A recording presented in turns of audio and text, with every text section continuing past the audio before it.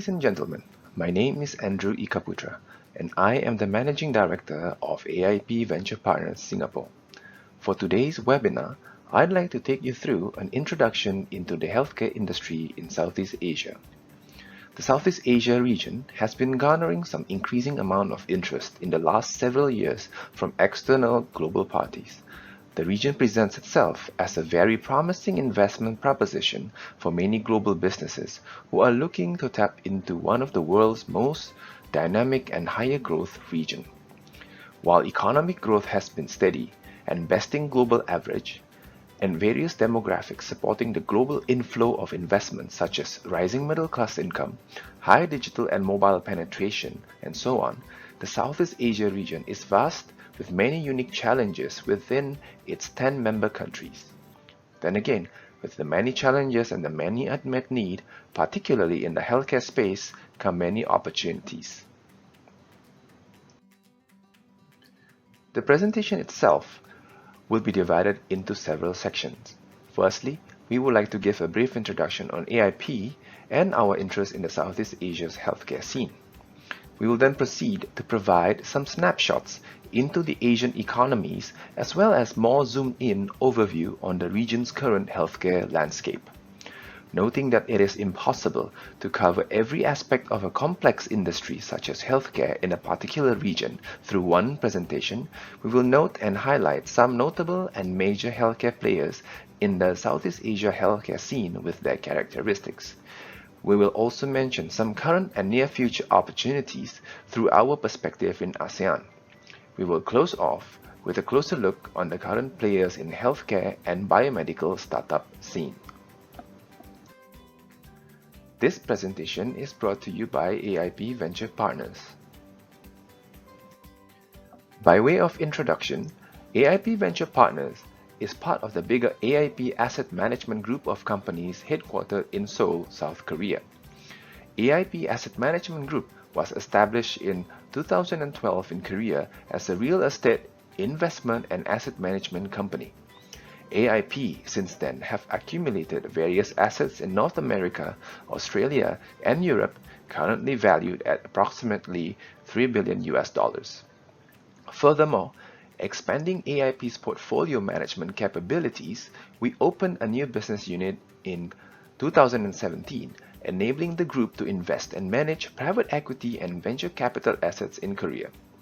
Our venture capital investment strategy revolves around technology in various disciplines and industries, and we invest across various stages of companies from seed to late ventures as well as some proportion into public equities. AIP Venture Partners specifically is AIP's Singapore-based operations. It was opened in 2019 with the mission to extend its venture capital investing activities beyond the borders of Korea and to bridge investment opportunities between Korea and Southeast Asia through Singapore. Our presence in Singapore also functioned as an extension to our portfolio development activities. We are actively engaged in helping our existing portfolio companies develop their businesses into the various markets of Southeast Asia. Similar to our parent company in Korea, AIP Venture Partners in Singapore will have deep technology companies as its main core investment strategy. Deep or real technology here is defined as technology with tangible scientific and engineering innovation at its heart. Due to our unique technical background, professional expertise, and market opportunities, deep technology companies with healthcare innovations in particular is of an immediate focus to us. AIP Venture Partners is currently active in pursuing investment opportunities in Southeast Asia. Furthermore, we are also actively looking for like-minded partners in the forms of either investors, venture builders, or startups to collaborate and seize the growth opportunities in Southeast Asian healthcare industry together. AIP Venture Partners' core management team is composed of 3 members with diverse and complementary backgrounds. Myself, I am a technologist by nature. Educated and trained in the National University of Singapore for both my bachelor and doctorate degrees, I specialize in applied sciences and bioengineering. I have spent my professional life conducting biomedical research and development in the fields of drug delivery, stem cells, and medical devices. A big portion of my career was allocated in a more commercial healthcare setting. For a good part of the past 10 years, I have been involved in handling healthcare facility and business operations, as well as product development in 6 Asian countries. I was also part of the corporate venturing and M&A team of a large Asian healthcare company listed on the Singapore Stock Exchange. I have done my fair share of public service works as well, serving as the Public-Private Partnership Director in a government-funded biomedical center in Singapore. Our group head for venture capital is Dr. He In-suk, who joined AIP in 2017 and established the VC business unit and grew it into an AUM of $50 million or more now. He joined us after a successful 10 years career in KB Investments with stellar investment returns record. Like myself, he is also a technologist, having a PhD in Information and Industrial Engineering and having served in Samsung's R&D for many years. Lastly, Michelle Han, who is the founder of AIP Asset Management Group, is also heavily involved in the overall business strategy and investment decisions in AIP Venture Partners. Michelle is also spearheading AIP's real estate division's business development operations in Singapore. As AIP's first foray into Asia's and the global venture capital investing scene, we chose Singapore as a launchpad. Singapore is a natural choice to make due to the ease of doing business in the country. The government here has been very committed in creating a pro-business environment through many labor and economic policies. It's fast and relatively low cost to establish a presence in Singapore with permissible foreign ownership policies. Its tax regime is also very supportive to many businesses, and its international tax treaties extend to more than 80 countries globally. In terms of IP, Singapore ranks one of the highest in the world in terms of protection and enforcement. Particularly for access and entry to the rest of Southeast Asia, Singapore is often used as a regional headquarters and operations base for small and large companies alike. It is also seen as the center for innovations in Asia, as well as the spot to set up or partner for advanced manufacturing for many businesses. While Singapore makes the logical base for the Southeast Asia markets for many businesses including AIPs, the region is home to 10 countries with their own unique characteristics and appeal. Recognizing early that regional cooperation is key within the member states of the region, the countries Indonesia, Malaysia, the Philippines, Singapore, and Thailand pioneered the establishment of the Association of Southeast Asian Nations, or ASEAN in short. While the original formation of this regional cooperation was way back in 1967, the other 5 countries joined between 1984 and 1999, making it a total of 10 member countries, the ASEAN today. The original founding of the ASEAN group was motivated by the need for the member states to cooperate in multiple fronts as a union. The aims and purposes as laid out in the ASEAN Declaration are mainly to accelerate economic growth, social progress, and cultural development in the region. Member states are also encouraged to actively promote collaborations with each other in economic, scientific, technical fields, as well as greater utilization of member states' collective agricultural and industrial resources. Further strengthening their cooperation, the ASEAN organization members committed to the creation of an ASEAN Economic Community in 2015. Through the creation of this AEC, strategic measures and a 10-year work plan were laid out to achieve a vision of an ASEAN that is more connected and integrated as an economy, as well as a significant contributing global presence. Some facts on ASEAN as a regional entity. In terms of population within the region, it currently houses approximately 650 million people. This is in stark contrast compared to 4 decades ago, where the population stood at about 350 million people. The rapid rise in number was both organic in terms of birth rates as well as inorganic by the addition of new member states along the way. Within the population, there has been a significant improvement in the standard of living and well-being of the people. The Human Development Index is considered to be high in countries like Singapore, Malaysia, Thailand, and Brunei, while the indices for other members are considered to be medium. There is also a significant portion, about 60% of the population within the productive age group of 25 to 64 years of age. About 8% or so are considered elderly.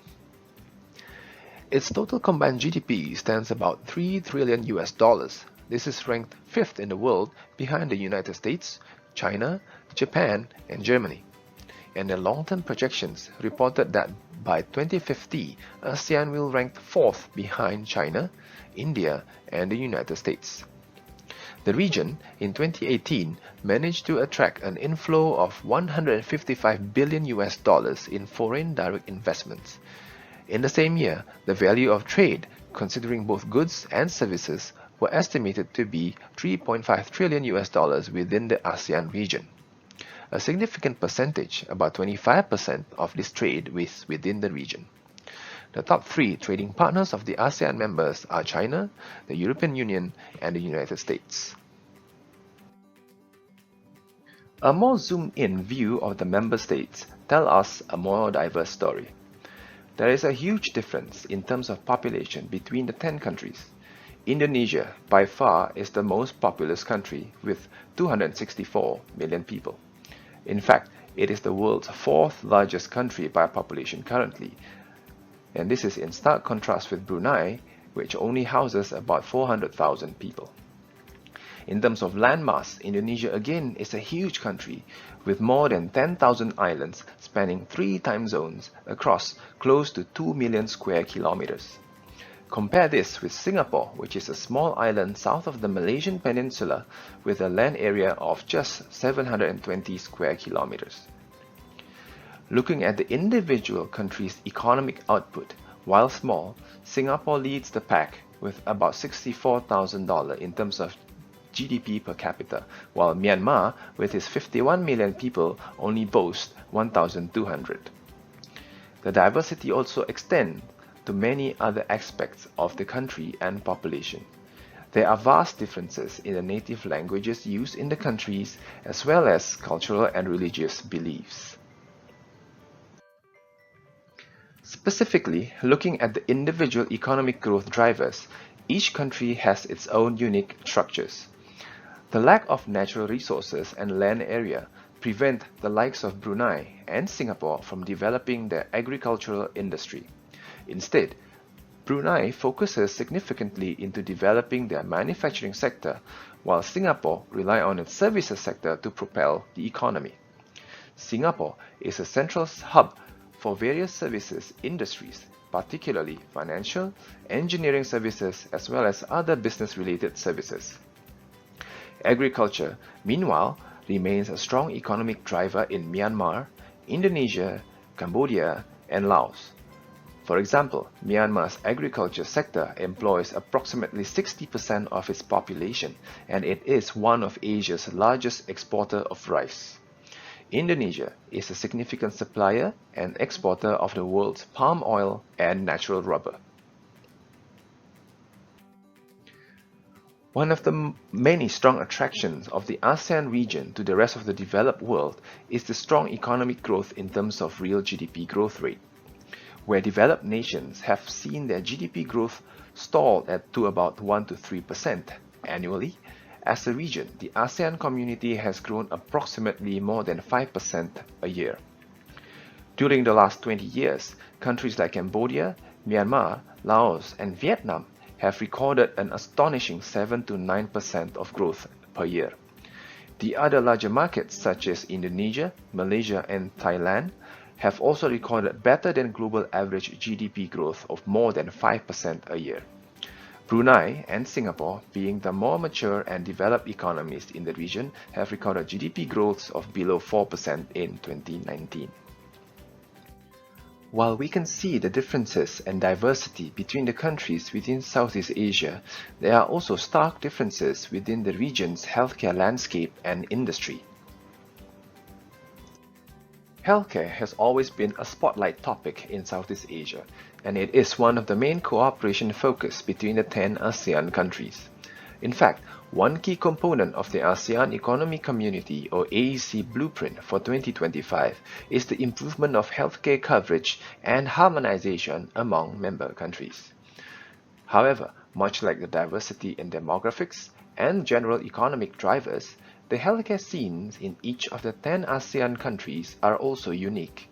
Some countries are progressing faster than others in terms of developing better healthcare infrastructure and services. This is mainly due to the inherent challenges the respective countries would have to overcome in order to achieve the same result under the blueprint. For example, there is always the challenge of providing access and quality care across a large geographical area, particularly to remote islands of Philippines or Indonesia. Furthermore, there are different inherent compositions of the population makeup in these countries. Within the population, different lifestyle and cultural nuances also affect the healthcare challenges. For example, while only 13% of the Singapore population smokes on a daily basis, that figure is about 35% in Indonesia. And approximately 60% Indonesian adults are considered to be smokers. It is then not a surprise to see that Indonesia's 5 leading causes of death are tobacco-related. To highlight the current differences in healthcare infrastructure and capabilities, we can examine the availability of hospital beds per 1,000 people in a certain country. While there is no right number for this metric, and increasing this number for a particular country does not always equate to more positive health outcome, this data, and along with other metrics, are often used as an indication as the availability of hospital care and resources to the general population. Given that the OECD average for this metric is 4.7, we can see that ASEAN countries, even the more developed ones like Singapore and Brunei, are considered lagging in terms of provision of inpatient capacity. In some of the developing members of ASEAN, like Myanmar and Cambodia, there is fewer than 1 bed per 1,000 people available. There are substantial differences in the resources invested both from the public as well as the private sides in hospital infrastructure across ASEAN countries. In this regard, Japan and South Korea are 2 of the leaders in the world. A parallel metric that highlights the maturity of infrastructure is the availability of medical technologies. They go hand in hand with basic inpatient and outpatient care for the prevention, diagnosis, and treatment of health conditions.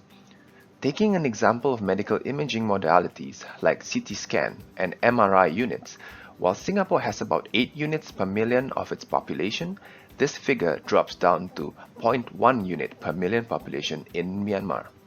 Again, while there is no right number for the number of CT scan a country should have, when too few are around to serve the population, we can expect long waiting times at imaging centers or, in the worst case scenario, inability of proper disease diagnosis due to lack of access to critical equipment.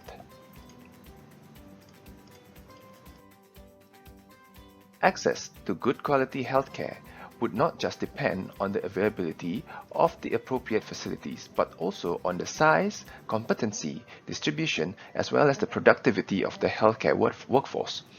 This would include general practitioners, specialist doctors, nurses, and even medical technologists to provide end-to-end service in the healthcare setting.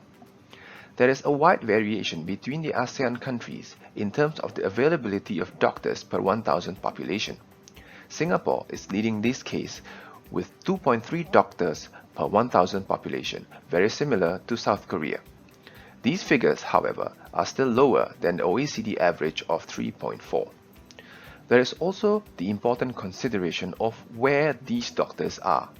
More often than not, there is an uneven geographical distribution of healthcare workers which can pose serious concerns. The majority of healthcare workers, particularly specialists and high-skilled medical technologists, would be concentrated in urban areas. This obviously would result in poor access of medical services, particularly for complex patients and vulnerable populations. It is also worthwhile looking at the overall spending on healthcare as a function of the country's GDP. Here, healthcare expenditure is defined as the total of all expenditure including spending on healthcare services, medical goods dispensed to patients, public health services, and health insurance. Attributed to both spending from the public side as well as the private players, ASEAN members are expected to increase healthcare spending in order to provide better quality and coverage for their population and catch up with their counterparts in the developed worlds. Singapore, for example, is aggressively expanding its primary care facilities by opening more polyclinics in neighborhoods to ensure affordable care as well as increasing subsidies under its universal healthcare cover for its citizens. In neighboring Malaysia, the government is bumping up its healthcare subsector budget by 8%, mainly for the construction and maintenance of hospitals and health clinics and the upgrading of existing ones. In many of these countries, the pace of the increase of spending in healthcare is faster than the growth rate of the country's GDP year on year. This would imply that over the years, healthcare would play a bigger and bigger part of the economy. Looking at per-person healthcare expenditures between the ASEAN members, these values range from $3,600 in Singapore to as low as $165 in Laos. Looking from the perspective of the individual person or patient, there are big differences in the amount spent in healthcare for various purposes. Out-of-pocket expenditure is defined as the amount the patient or the household pays directly to the healthcare provider. The dollar values range from as low as $74 in Thailand to as high as $1,300 in Singapore.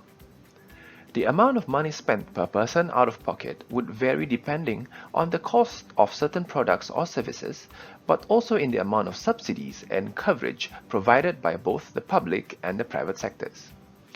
With the public healthcare being either free or heavily subsidized by the government's universal health system, people in Brunei spend relatively lower amounts of money out of pocket, less than $100. Contrast that to Singapore residents where out-of-pocket spending can be more than $1,000. Another important consideration for a more complete and in-perspective picture is the risk of catastrophic spending for healthcare to the individual or the household. According to the statistics from the World Bank, about 32% of the people in Vietnam face impoverishing expenditure upon the need for surgical care, compared to only about 6% in Thailand. Next, after we've glimpsed the differences in the ASEAN healthcare infrastructure, access, and spending, let's look at some of the players within the ASEAN ecosystem. Similar to other territories, major players in the Southeast Asia healthcare ecosystem generally can be divided into three major components, or the three Ps: the patient, the provider, and the payer. However, the provision of healthcare products and services are highly complex, with interactions of many stakeholders within a given country, or even within a given workflow of a particular medical treatment. From the perspective of the patient, for example, a sufferer of a chronic cardiovascular disease, in the journey for the management of his disease, he would have interacted with specialist doctors like cardiologists or even cardiovascular surgeons, and these interactions would be an ongoing one rather than a one-off, since it's going to be a lifelong disease management. Furthermore, he would have additional interactions with the hospital systems to manage appointments and payments, and quite possibly separately with additional providers such as third-party diagnostic imaging companies who can provide CT or MRI scanning. If he is covered by insurance, there will be also a need for an interaction with the insurance companies to manage healthcare financing and lower out-of-pocket expenditures, which sometimes can be catastrophic depending on the income levels. From the perspective of the pharmaceutical companies, in providing the medicine required for this cardiovascular patient, the company would need to consider first the required regulatory approval in that particular country, along with all the compliance and quality requirements, which can vary. The company would then need to seriously address the reimbursement aspect through either public or private insurance to ensure that the patient would get the right coverage at affordable cost. Not only that, within a specific geography, there are also local formulation, packaging, and logistic considerations before the drugs can be made available to the hospital and pharmacies. One pharma company often need to compete with another in terms of the attention, distribution, and prescription of their drugs by the hospital systems and doctors through very complex chains of account management and incentivization. In the provision of healthcare to its population, most of the ASEAN member states rely heavily on the private sector. Major private hospitals in Singapore, Indonesia, Malaysia, and Thailand have built themselves over the years organically and inorganically into regional hospital groups. One of the largest groups is IHH Healthcare, which was established in 1974 and headquartered in Malaysia. They are a public listed entity in the Malaysian and Singapore stock exchanges. As a healthcare service provider, they operate under several well-known brands such as Parkway, Gleneagles, and Mount Elizabeth Hospitals. Beyond Malaysia, they have extended their brand and service into neighboring states such as Singapore, Indonesia, and Vietnam. Besides the traditional general and specialist care, IHH has also brought in-house, within their hospital infrastructure, various pathology and diagnostic imaging modalities to cater for a broader spectrum of care. They are also progressive in terms of technology adoption through their investment into precision medicine, particularly in cancer and allergy care, by acquiring Singapore-based molecular lab Angsana recently. They have also recently invested into another Singapore-based startup, Lucence Diagnostics, that is developing precision medicine diagnostics for cancer. In Indonesia, one of the largest private hospital network would be the Siloam Hospitals. Established in 1996, it currently operates more than 70 facilities across Indonesia in the form of hospitals and clinics. The Siloam Group operates one of Indonesia's first and largest comprehensive cancer hospital, the Mokhtar Riyadi Comprehensive Cancer Center, or MRCCC, in Jakarta. This center offers basic healthcare as well as tertiary oncology services for patients from all over the country. The MRCCC handles screening, surgery, chemotherapy, radiotherapy, and long-term management of cancer patients under one single center. Additionally, their focus in technology has sparked the opening of a different vertical in the form of the Mokhtar Riyadi Institute of Nanotechnology, where its activities involve the research and development of innovative cancer prevention, diagnosis, and treatment. Siloam has also recognized the largely untapped market of their neighboring Myanmar and formed a joint venture with the local investment group First Myanmar Investments, or FMI, to establish and operate 6 hospitals all across Myanmar. Other large and notable hospital groups include the Bangkok Dusit Medical Services from Thailand, which have extended their reach beyond Thailand to its neighbors, Cambodia, Laos, and Myanmar. Raffles Medical Group from Singapore, who currently are operating not just within the confines of Singapore, but in other states such as Indonesia and Thailand. There are also more specialized regional healthcare companies in Southeast Asia that provide more specific and niche offerings, such as Q&M Dental Group in Singapore and Malaysia, Thomson Medical Group that generally focuses on maternal and fetal health, operating in Singapore, Malaysia, and Vietnam, as well as CordLife Group that provides regenerative and diagnostic medicine services in Singapore, Indonesia, Philippines, and Malaysia. While the players are many and the landscape seems very segmented, there are several common traits being shared by at least some of these large hospital groups. Most, if not all, operate integrated businesses going above and beyond the traditional provision of basic healthcare services. And this expansion does not just include going into tertiary care with the inclusion of specialist care like oncology and cardiology, but also in the in-housing of diagnostic modalities within the organizations like MRI, PET-CT scan, and companion pathology capabilities like histology. The Siloam MRCCC example is a good example of a vertical integration beyond just basic care. Most of the large healthcare groups would also include pharmacy and dental services as well. Some also have adapted to local nuances in healthcare and well-being by integrating traditional Chinese medicine approaches in modern medicine, like what Thomson Medical Group has done. BDMS of Thailand has accumulated various adjacency businesses supporting its main hospital care, including pharmaceutical and medical device manufacturing, medical evacuation services, and even insurance services. There is also strong partnership in tendencies. both in terms of enabling the higher technical and operational capabilities, like the technology partnership between Philips and the Siloam Hospital, as well as enabling strategic access to new markets. Some examples are the entries of Singapore Medical Group into Vietnam, which was bridged by a city clinic, and BDM's entry into Myanmar that was enabled through a joint venture with Myanmar Sea Lion Group and Balhosi Hospital. Lastly, as a common drive to differentiate each group from the rest in the region, and recognizing that technology will undoubtedly play a role in changing the practice of medicine, many of the hospital groups have invested heavily into deep and enabling technology. This range from simple partnership with telehealth and telemedicine providers to extend the services and to the other spectrum of investment and acquisition of molecular medicine startups. Another important ecosystem player complementing the hospital operators are the pharmaceutical companies. Within the region, there exist both global and local drug makers.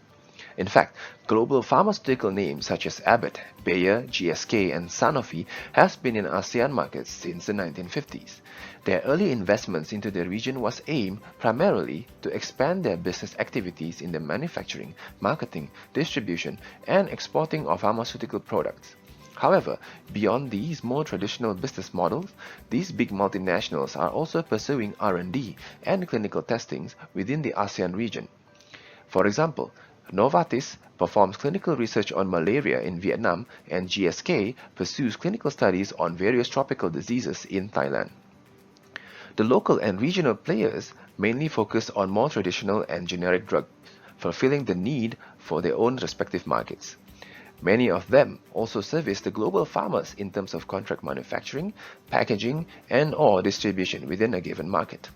Their existing manufacturing facilities, entrenched business networks, logistical channels, and overall cost structures make them very attractive partners for global companies wanting to access a market quickly. Some of these homegrown companies, like Kalbe from Indonesia, Pharmaniaga from Malaysia, and Unilab from the Philippines, have grown and expanded into neighboring countries as well. Furthermore, they also actively look for external, outside ASEAN partners with the right technological and innovative capabilities to help them expand in their existing in-ASEAN business units. As an example of a global pharma company investing heavily in activities in ASEAN is Sanofi.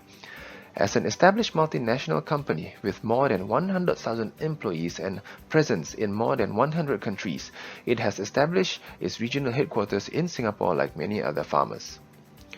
Among the 17 manufacturing sites, 3 are in ASEAN countries: Singapore, Indonesia, and Vietnam.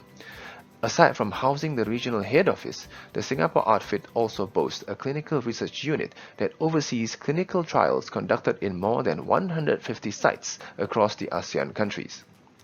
The Singapore facility also houses a manufacturing plant for Sanofi's key active pharmaceutical ingredients for their critical products used globally. Both in Indonesia and Vietnam, Sanofi operates large manufacturing facilities that produce pharmaceuticals and vaccines for the local Indonesian and Vietnamese markets mostly, and neighboring states. After India, Indonesia and Vietnam represent Sanofi's largest markets. As an example of local pharmaceutical manufacturer, Kalbe Pharma from Indonesia has gone a long way since its founding back in 1966. It is now one of Southeast Asia's largest publicly traded companies.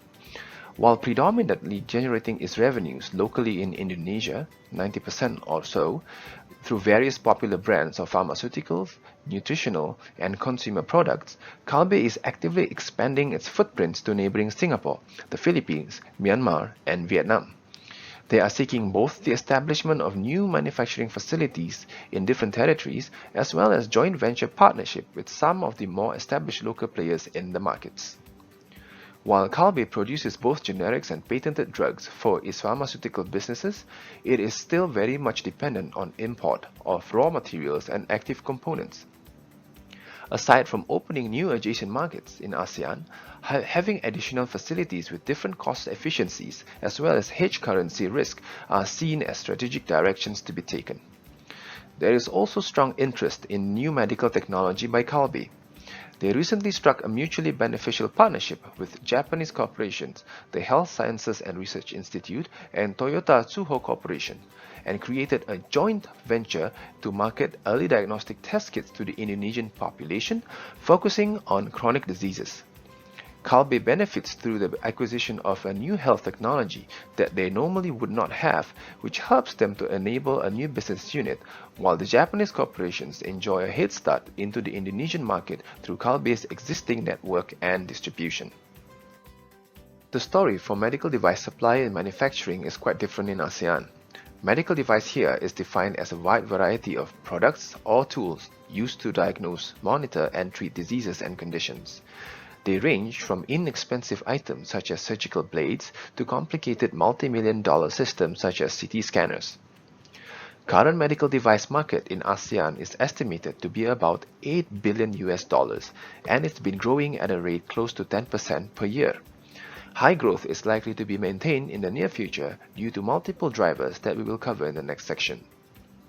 While we see vibrant ecosystem players comprising of both global and local care providers and pharmaceutical companies, the medical device market, particularly for high-tech and specialty medical devices and instrumentation, are mainly dominated by American, Japanese, German, and Dutch companies and their products.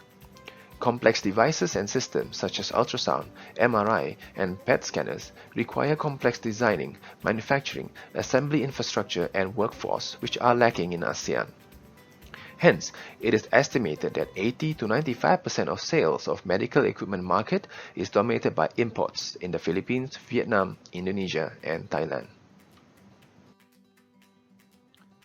In a highly complex and sensitive and regulated industry such as healthcare, one needs to mention the important role that the government and regulator should have within a given ecosystem. Unlike the European Union, where the European Medicine Agency or EMA provides a unified and decentralized approach to facilitate development, regulation, and monitoring of medicinal innovation for EU member states, there is no such agency currently for ASEAN.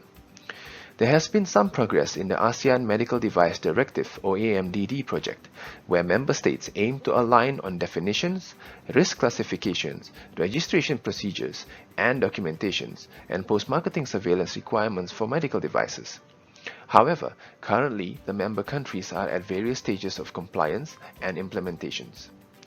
While Singapore has fully implemented the AMDD, many other countries are still in the process of submissions and approvals of the guidelines within their respective governments.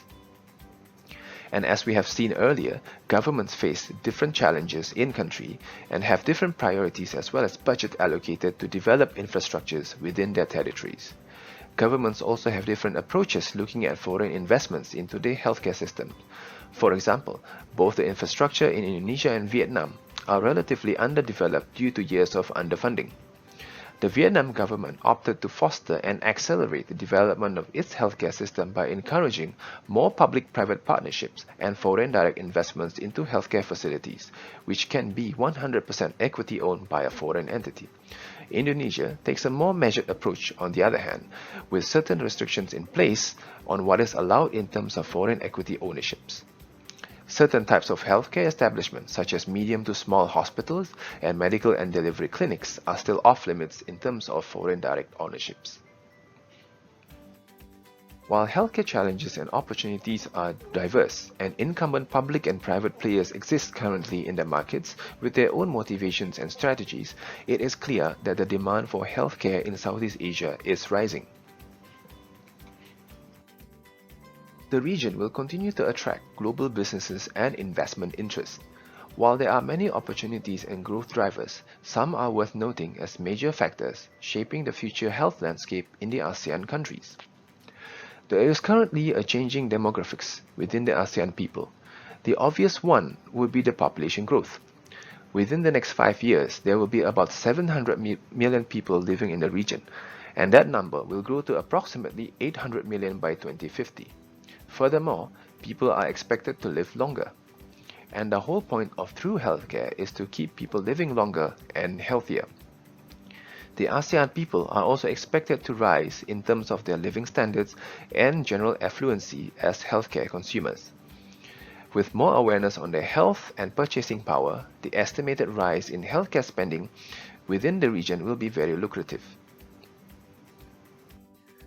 Looking from a disease epidemiology perspective, it is acknowledged that as a byproduct of increased affluency in the population, changing lifestyle, and globalization, there is a shift in the need from the acute conditions such as infectious diseases and tropical diseases to a more chronic disease and long-term conditions such as cardiovascular diseases, various cancers, and of course diabetes.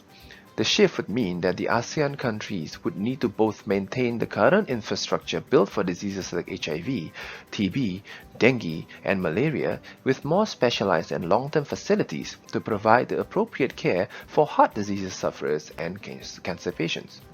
In fact, the need would go beyond care facilities but also to the broader spectrum of services associated with a particular chronic diseases. This would open a sea of opportunities for medical device and healthcare technologies developing easy access and low-cost solutions for the early diagnosis, screening, and long-term home monitoring of diabetics, for example. Another related aspect to a growing population with longer life expectancy and lower birth rate is the impending graying population or the increase in the percentage of the elderly population group within ASEAN. Vietnam, Thailand, and Singapore are currently seeing 7 to 12% of their population aged 65 years and above. It is estimated that in 10 years' time, the world will see 2/3 of the global elderly in Asia. It is also estimated by 2030, more than 70 million people in ASEAN will be 65 years of age or older. That elderly population is more people than the entire population of South Korea now. With old age come diseases such as arthritis, osteoporosis, type 2 diabetes, Alzheimer's, and various types of cancers. This would likely fuel demands for more specialty healthcare services. For one, many families with the elderly would look more towards geriatric care facilities and home-based services for their family members. Newer medical innovations would also be tailored for elderly needs, for example, fall alert system, continuous biovitals monitoring through wearables and point-of-care or home diagnostic kits specifically targeted at the elderly conditions. There will also be a rise in the need for more mobility solutions for this population. Looking at the different segment of the population as mentioned earlier, we will see a rapid increase in the middle class in ASEAN. By 2030, it is expected that 51% of the entire ASEAN population, or about 330 million people, will be considered as middle class. With higher income levels, we can expect higher disposable income proportion and higher spending levels by this segment. Combine more purchasing power with increased awareness on their health and well-being, naturally, the demand for higher quality healthcare services and products would rise in tandem. These more affluent health consumers would look beyond borders for solutions that meet their needs. Already hubs for medical tourists, countries like Singapore, Malaysia, and Thailand are likely to compete aggressively further to attract these consumers. Both the public and private players in these countries would invest further heavily in their healthcare infrastructures. New medical technologies such as biologics, regenerative medicine, and precision healthcare would offer key differentiators in an otherwise red ocean of playing field. Again, due to higher purchasing power and increased awareness of financial protection, we will see healthy growth rates in the penetration and take-up of private health insurance. This would present good opportunities for both the traditional insurance firms to shift their focus and operations towards Southeast Asia, as well as new insurtech company looking to disrupt the current insurance practices.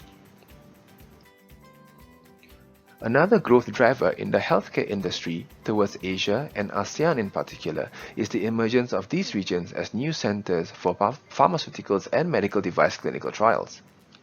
Studies have shown that certain populations can respond to the same medical therapy very differently. However, traditional clinical development of drugs and devices have been performed in the West, notably in the US and the European Union. Consequently, a wealth of clinical data is obtained primarily for the Caucasian population and underrepresentation of similar data in other ethnic groups like Chinese, Malays, and Indians. Noting that these populations would soon represent a significant, if not majority, of the world's population, pharma companies and medical device manufacturers are approaching clinical trials in the Asia-Pacific region to address the safety and efficacy concerns of their products to the local populations. Additionally, there may be localized opportunities to develop medications for tropical and communicable diseases that are endemic to the Southeast Asia, such as dengue, that are not so prevalent in the Western nations. There are other non-communicable diseases such as nose and gastric cancers that are known to be more prevalent in the Asian population versus Caucasian population. It would then make sense from a patient recruitment point of view to perform the trials in Asia. With clinical trial cost structures in countries like Malaysia and Thailand already lower than most developed nations, the advent of digital technologies will enable further streamlining of the conduct of future clinical trials. Patient visit frequencies for follow-ups could be reduced, for example, through the use of home testing devices and digital connectivity. The last dynamic to be mentioned is the approach to universal healthcare in the ASEAN nations. While the private healthcare services sector and insurance players would undoubtedly continue to play a significant role in the landscape, most ASEAN governments have pledged for some forms of universal coverage of their residents by 2030. Universal coverage would mean that the population at large have access to essential healthcare services without having to incur catastrophic financial hardship from obtaining said services. Singapore has achieved this by ensuring a robust healthcare infrastructure with mixed financing system that is partially subsidized by the government, paid by residents through public insurance schemes and out-of-pocket expenses. Thailand is another success story on achieving universal coverage since 2002, while still considered as developing nations. However, being funded mostly by the Thai government, maintaining the infrastructure and quality of care would likely to put a strain on the sustainability of the financing. Indonesia and the Philippines are currently working towards guaranteeing universal access to their citizens. They have made progress in covering a significant proportion of the population, but still do not cover every citizen at this point. Cambodia, Laos, and Myanmar face challenges, mainly in terms of financial resources to fund and subsidize universal health for their population. Another important component of the rising healthcare ecosystem in Southeast Asia are the startups and tech innovators, which we did not cover in the earlier sections. These smaller and relatively newer ecosystem players are gaining prominence due to the rapid integration of digital technologies coupled with innovations in biotechnologies and medical technology. Startups are developing solutions such as artificial intelligence or AI-assisted diagnostic tools, minimally invasive surgical robots, various remote health services, and health data-enabled disease prediction analytics. Investors are taking note as well, as they recognize that these startups are fulfilling a gap in the market, and with limited capabilities by the government and the incumbent private players to capitalize, funding are increasing for these smaller companies. If we take a closer look at funding data from databases such as PitchBook, we can see that the top 100 startups in ASEAN in terms of funding have accumulated slightly more than $1.5 billion to date. And as mentioned earlier, these companies are developing healthcare solutions from hardcore biotechnology products and biopharmaceuticals to novel medical technology and devices, and all the way to telehealth platforms to simply enable affordable and efficient access to current care methods. In terms of number of startups in the region, a significant chunk is within the telehealth and telemedicine space. These startups leverage on information and communication technologies and other digital platforms to overcome geographical barriers and bring various medical and pharmaceutical products and services to the people who have limited or no access to them. Higher and deeper technology innovators are also emerging, although fewer in numbers. If we segment the startups' numbers by the geographical origin of the companies, we can see a large segregation in Singapore, about 75% of the chunk. The second largest originator of these companies is Malaysia, and the rest are pretty much distributed among the other markets. And if we look at the funding segmentation by country, and as indicated earlier by the sheer number of startups coming from Singapore, about 80% of capital committed to these healthcare startups in ASEAN have been deployed in Singapore as well. This equates to roughly 1.2 billion US dollars of accumulated funding into Singapore companies. While the rest of the countries see relatively even distribution of invested capital, health startups from Indonesia have been successful in raising funds for the past several years. It has been quite disproportionate, with two startups, HelloDoc and AlloDoctor, raking in about 140 million US dollars of capital between the two of them. Next, I'd like to highlight some of these current startup healthcare innovators that have been complementing and sometimes disrupting the landscape. In the region, Singapore has been relatively successful in churning a diverse collection of startups in the healthcare industry. Notably, Tessa Therapeutics and Miraxis have made progress in development of novel cancer immunotherapeutic drugs and microRNA-based cancer diagnostics for early detection of cancers, respectively. They have been successful in raising capital, being funded to a total about 170 million US dollars between them. Singapore has also seen the rise of digital and wearable medtech recently in the forms of Bioformis, Avis Health, and Biorhythm. Particularly in times of pandemic like this one, current practice of medicine is being questioned. These healthcare technology companies are creating solutions enabling quality healthcare beyond the confines of the traditional clinics. In Indonesia, HelloDoc and AlloDoctor are way ahead in terms of funding raised to date. Both are startups in the telehealth business.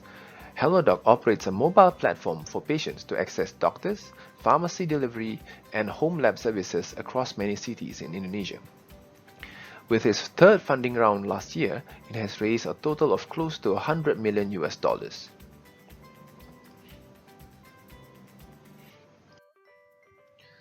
Telehealth players are also prominent in Vietnam and Malaysia. The founders of GeoHealth started in the US and relocated to Vietnam as they recognized the opportunity to provide technology-driven healthcare services delivery to the people living in the country. Currently, they provide on-demand access to primary care services, pediatric, and chronic disease management. They recently raised their 5 million Series A from VCs, and some of the funds is intended to internationalize their business beyond Vietnam and into neighboring countries. Similar to HelloDoc in Indonesia, BookDoc is a mobile application that connects patients with various medical care professionals. While the company originated in Malaysia and has raised relatively lesser capital from investors, BookDoc have been growing rapidly and expanded into neighboring Singapore, Indonesia, Thailand, and Hong Kong. LifeTrack Medical Systems from the Philippines designs and develops healthcare software for providers that revolve around medical imaging, particularly radiology. With LifeSys digital platform, they aim to bridge the traditional infrastructure gap commonly associated with high-tech medical imaging systems and make medical images and their access more efficient and distributed. A short note on the obvious disparity in the number of healthcare innovators from Singapore and the resulting funding gap between Singapore and the rest of the ASEAN members. The government of Singapore has been very active and aggressive in facilitating the local development and investment of the country's biomedical landscape.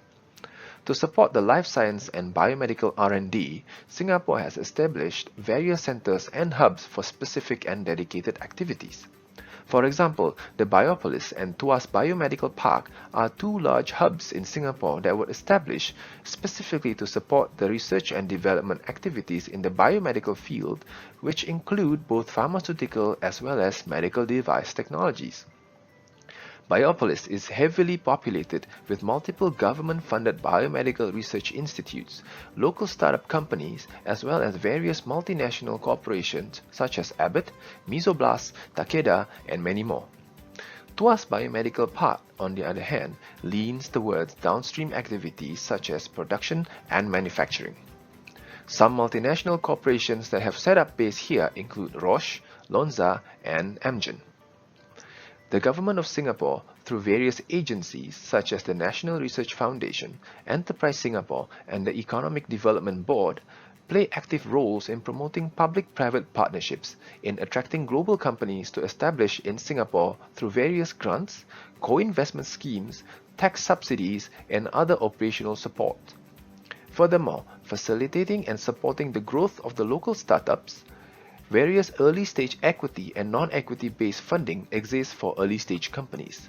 One example is the SG Startup Equity Scheme, where the Government of Singapore, through its early-stage investment arm, Seeds Capital, will co-invest into an early-stage health tech company alongside with a private investor partner for equity. To close off this presentation, I'd like to say there is rising demand for various healthcare solutions, both conventional and cutting-edge. The demand is driven through major shifts in the demographics and psychographics of the ASEAN population. Shifting age groups, rising middle class and disposable income, awareness on the importance of preventative healthcare and healthy aging are some of the factors. Intertwined with the changes in the different markets themselves, we do believe that the practice of medicine is rapidly changing, more so recently than ever.